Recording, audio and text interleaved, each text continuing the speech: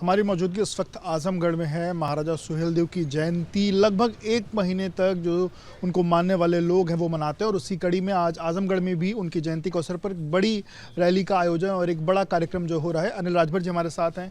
अनिल राजभर जी, लगभग एक महीने तक आप लोग उनकी जयंती जो मनाते हैं, आजमगढ़ में भी आज वो कार्यक्रम है, कितनी बड़ी संख्या में लोग उपस्थित हैं और कितना बड़ा उत्साह है लोगों? देखो, लाखों की संख्या में लोगों को आना है। मैं समझता हूँ कि सिर्फ पूर्वांचल ही नहीं, सिर्फ उत्तर प्रदेश ही नहीं, बल्कि देश के कोने कोने से आज महाराजा सुहेलदेव राजभर के प्रति श्रद्धा और आस्था रखने वाले जो लोग हैं, आज उनका यहाँ पर माहौल की धरती पर जनपद आजमगढ़ में लोगों का आना हो रहा है। लोग महाराजा सुहेलदेव जी को नमन करने आ रहे हैं, उनको श्रद्धांजलि अर्पित करने आ रहे हैं। तो मैं समझता हूँ कि बड़ा ऐतिहासिक कार्यक्रम ये पूर्वांचल की धरती पर आज यहाँ पर संपन्न होने जा रहा है। चुनावी वर्ष में हम लोग एंटर कर चुके हैं, क्या चुनावी संदेश आजमगढ़ के लोगों के लिए, क्योंकि इसको सपा का गढ़ माना जाता है, क्या चुनावी संदेश? बिल्कुल, देखिए, महाराजा सुहेलदेव के सपनों का हिंदुस्तान आज माननीय मोदी जी के मार्गदर्शन में जहाँ जहाँ भाजपा की सरकारें हैं वहाँ वहाँ बन रहा है। आज जिस भगवान श्री राम की अयोध्या को बचाने के लिए सैयद सलार मसूद की सेना सहित उसका विनाश करने का काम महाराजा सुहेलदेव राजभर जी ने किया था, आज भगवान का मंदिर वहाँ देखिए बन के भव्य तरीके से तैयार हुआ है। आज जो कमज़ोर वर्ग हैं, जो उनके महापुरुष हैं, उनके जो आस्था के जो केंद्र बिंदु लोग हैं, ऐसे लोगों को भी महिमा मंडन करने का काम हमारी सरकारें कर रही हैं। तो एक बड़ा सकारात्मक वातावरण बना है देश के अंदर, और मैं नहीं समझता हूँ कि इसको चुनाव के नज़रिए से देखना चाहिए। ये तो ऐसे लोग रहे हैं जिन लोगों ने देश के लिए, इस माटी के लिए और ख़ास तौर पे सनातन के लिए बहुत लंबा संघर्ष किया है, देश को बचाने का काम किया है। तो सबको ही उनके प्रति श्रद्धावान होना चाहिए, मेरा तो ऐसा मानना है। आज आप ही की रैली स्थल से पास में ही सामाजिक समरसता एक महारैली हो रही है, आप ही एनडीए के सहयोगी दल हैं वो कर रहे हैं, तो ये अगल बगल में दो बड़ी रैलियां करने के पीछे क्या पहले कोई मैनेजमेंट नहीं हुआ था या अचानक से दोनों लोग एक साथ आ गए? नहीं, देखिए, मेरा ये मानना है कि हम तो यहाँ महाराजा सुहेलदेव जी की जयंती मनाने के लिए कार्यक्रम बुलाए हैं। अब भाई वो अपना दल चलाते हैं, अपना संगठन चलाते हैं, अपना वो लोग अपना कार्यक्रम करते रहते हैं, तो वो कार्यक्रम भी कर रहे हैं, कोई ऐतराज़ हमको नहीं है। मतलब दोनों लोग तो एक ही हैं ना, जो वहाँ जाएंगे, जो आपके पास जाएंगे, क्योंकि वो लोग भी महाराजा सुहेलदेव को मानने वाले लोग हैं जो वहाँ जाएंगे वही। तो ऐसा नहीं लग रहा है कि अगर कोई और तारीख होती तो थोड़ा और ज़्यादा उत्साह उल्लास? नहीं, मैंने तो कहा था कि आपको कार्यक्रम करना है तो थोड़ा 2-4 दिन ऊपर नीचे कर सकते हैं। निवेदन किया था? नहीं, मैंने मैसेज किया था उनको, इसलिए कि ये कार्यक्रम तो 1.5 महीना 2 महीना पहले आजमगढ़ के साथियों ने इसको डिक्लेयर किया था कि महाराजा सुहेलदेव जी की जयंती आजमगढ़ की धरती पर इस बार, चूँकि छोटे छोटे कार्यक्रम तो देश भर में हम लोग करते हैं जयंती पर, लेकिन एक केंद्रित कार्यक्रम भी करते हैं।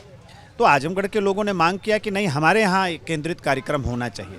तो ये कार्यक्रम तो 2 महीना पहले से घोषित है, 2 महीना पहले से ये कार्यक्रम वो था, लेकिन फिर भी उनकी पार्टी है, उनका संगठन है, कोई कार्यक्रम करना चाहे तो हम लोगों को क्या ऐतराज़ है? कोई ऐतराज़ नहीं। सोशल मीडिया पर एक चीज़ें और चल रही हैं, क्योंकि बनारस के जो वीडियोज़ हैं सबने देखे कुछ दिनों पहले की, तो ये मतलब एक गठबंधन में रहती हुई जो तकरार जैसी चीज़ें हैं ये क्यों हो रही हैं, और फिर एक ही जगह दोनों लोग आकर के कार्यक्रम कर रहे हैं? नहीं, देखिए, बनारस की जो मैं बात करूं तो हमने न किसी पार्टी का नाम लिया, न तो किसी नेता का नाम लिया क्या?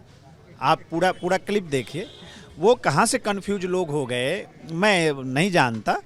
वो स्थानीय कुछ लोग थे, उपद्रव करने की कोशिश कर रहे थे, कार्यक्रम खराब करने की कोशिश कर रहे थे। 2-2, 3-3 बार प्रशासन ने हटाया, मनाया, भाई ऐसा नहीं करना चाहिए। और जब चौथी बार लोगों ने हद कर दिया तो थोड़ा प्रशासन को कड़ाई करनी पड़ी। एक और चीज़, आज जिस तरीके से उनकी रैली में उन्होंने 10,000 प्रबुद्ध जनों को, ब्राह्मणों को बुलाने की बात कही, क्योंकि उत्तर प्रदेश की राजनीति पिछले 3-4 महीनों में ब्राह्मणों के इर्द गिर्द जो है वो घूम रही है, तो क्या अपने पाले में जो ब्राह्मणों को लाने की कवायद है, इससे आपको क्या लगता है उनके दल को कितना फ़ायदा होगा और आपके गठबंधन को कितना फ़ायदा? नहीं, हमारे यहाँ कोई फ़र्क नहीं पड़ता। देखिए, और हमको, मैं बार बार कह रहा हूँ, कोई ऐतराज़ भी नहीं है। सब पार्टी हैं, सब अपने अपने तरीके से जनता को अपने साथ जोड़ने का पार्टियाँ अपना प्रयास करती हैं, वो भी कर रहे हैं। हमको क्या दिक्कत है? और दुनिया जानती है कि आज भारतीय जनता पार्टी किस तरह से काम कर रही है। और प्रबुद्ध वर्ग किस तरह से समर्पित होकर भारतीय जनता पार्टी को आगे बढ़ाने का काम किया है, इसमें किसी को क्या ऐतराज़ है। और ये कहा जा रहा है ना कि प्रवृत्त जो इस समाज से आने वाले लोग हैं उनके साथ कुछ जो पिछले दिनों घटनाएं हुई, चाहे ब्राह्मणों की बैठक की बात हुई, उसके बाद जो उनको नोटिस सर्व कर दिया गया, शंकराचार्य का मुद्दे, इस तरीके से तमाम ऐसे मुद्दे लाकर के कहा जा रहा है कि ब्राह्मणों के बीच में एक थोड़ी नाराज़गी है। उस बीच उनकी तरफ से कहा गया कि 10,000 जो ब्राह्मण है वो उनकी रैली में आ रहे हैं। तो एनडीए के ही पाले में अपनी तरफ ब्राह्मणों को करने की कवायद है, कितना फ़ायदा है कितना नुकसान आप देखिए? कि हमारे यहाँ जो हमारा पूज्य ब्राह्मण वर्ग है, मैं नहीं समझता हूँ कि उसको कोई समझा बुझा सकता है। वो खुद समझदार हैं, सारी बातों को समझते हैं, और इसलिए मुझे नहीं लगता कि इस पर राजनीतिक रूप से कोई बात की जाए।